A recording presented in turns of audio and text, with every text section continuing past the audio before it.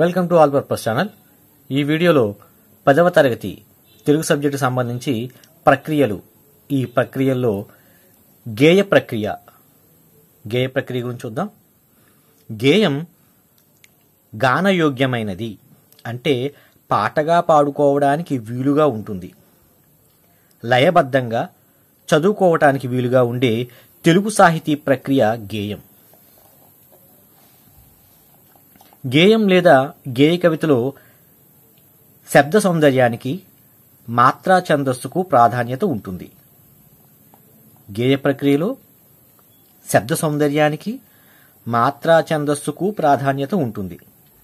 అందువలన ఇది పాడుకోవటానికి వీలుగా ఉంటుంది.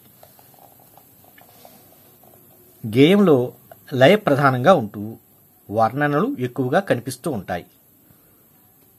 గేయంలో ఏ వస్తువునైనా వర్ణించవచ్చును, వివరించవచ్చును. ప్రస్తుత పాఠ్యభాగం ప్రకృతి సందేశం గేయ ప్రక్రియకు చెందిన సాహిత్య రచన.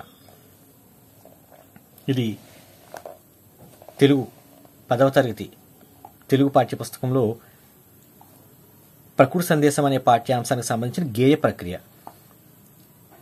గేయం గానయోగ్యమైనది, పాడుకోవటానికి వీలుగా ఉంటుంది.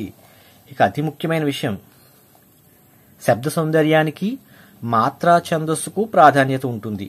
గేయంలో శబ్ద సౌందర్యానికి, మాత్రా ఛందస్సుకు ప్రాధాన్యం ఉంటుంది. ఛందస్సు ప్రకారం గేయం రచించాలి. ఇది ముఖ్యమైన విషయం. ప్రక్రియ గురించి అడిగితే ఈ విధంగా ఒక పేజ్ రాయగలిగితే మనకి పూర్తి మార్కులు తప్పనిసరిగా పడతాయి. ఈ వీడియో కనుక మీకు నచ్చినట్లయితే please subscribe our channel all purpose channel.